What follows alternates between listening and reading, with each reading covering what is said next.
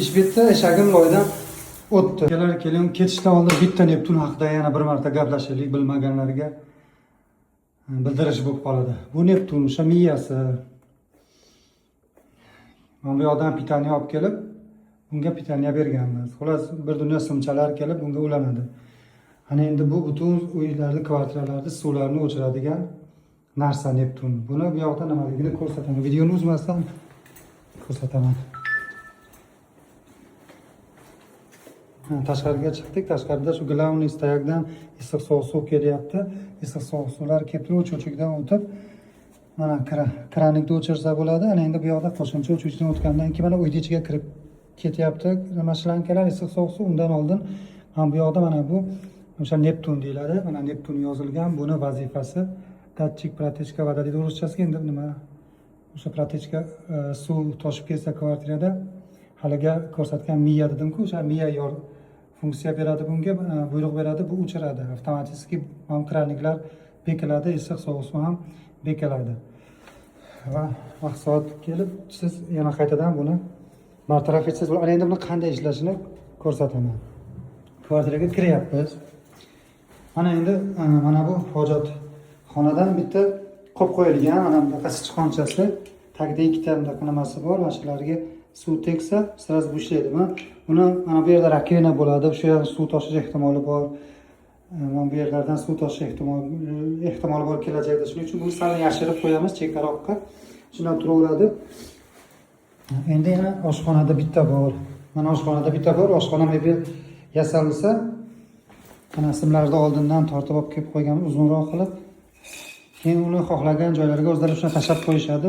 Suv mana shu yerda rakovina bo'ladi, suv toshisa, mana misol uchun yana keyingisi bu obyektda 4 ta tochkamizda bor. 3-tochkamiz stиральный mashina va hammom, sanuzel deyiladi. Mana shu hammomda tualet, stиральный mashinalar oldida esa suvlar oqish ehtimoli bo'lishi mumkin kelajakda. Bitta bu yerga qo'ydik, uni yashirib qo'yishadi o'zlari. Bittasi mana shu mana bu yerda vannani tagiga qo'ydik.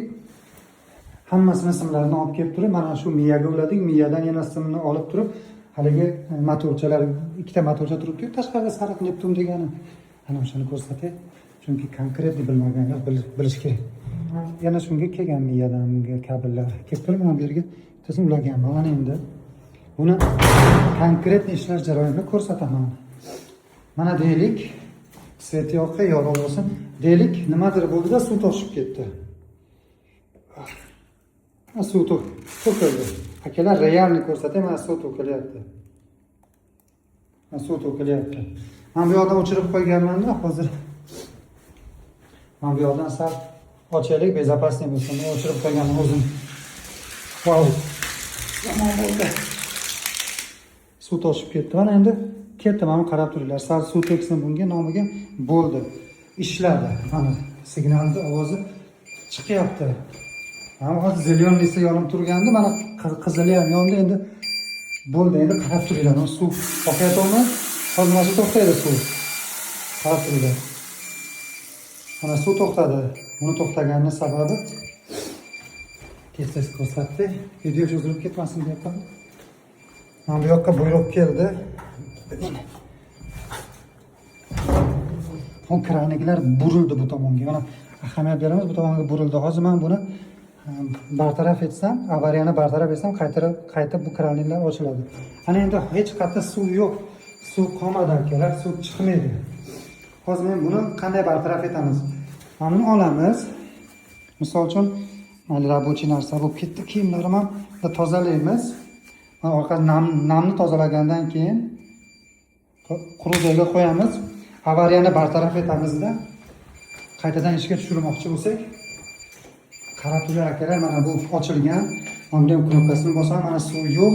Hozir qarab turinglar akalar. Mana buni knopkasini bir marta bosib, bir marta shuni nima qilsam, ketdi, o'rnimizdan chetda suv bo'ladi. Endi aylanishini ko'rsataman. Mana motorchalar aylanishni boshladi. Qarab, ahamiyat berib turinglar. Hozir qilishga majbur bo'ldim, qo'rqib ketdim. Qattiq suv ovozi chiqqanda toshib ketdimi deb o'yladim. Mana bular bu yoqqa burildi.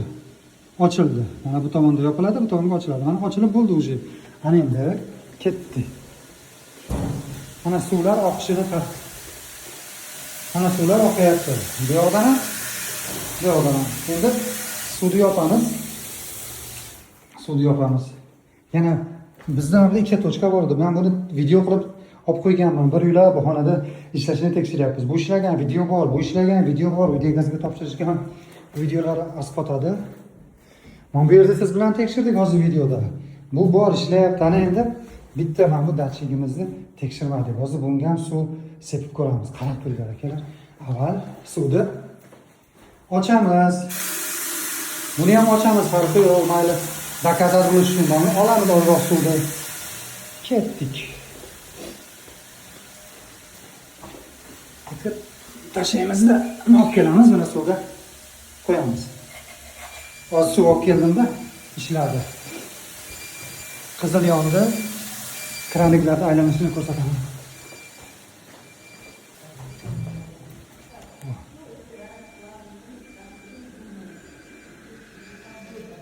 Ha, aylandi. Уже yopildi.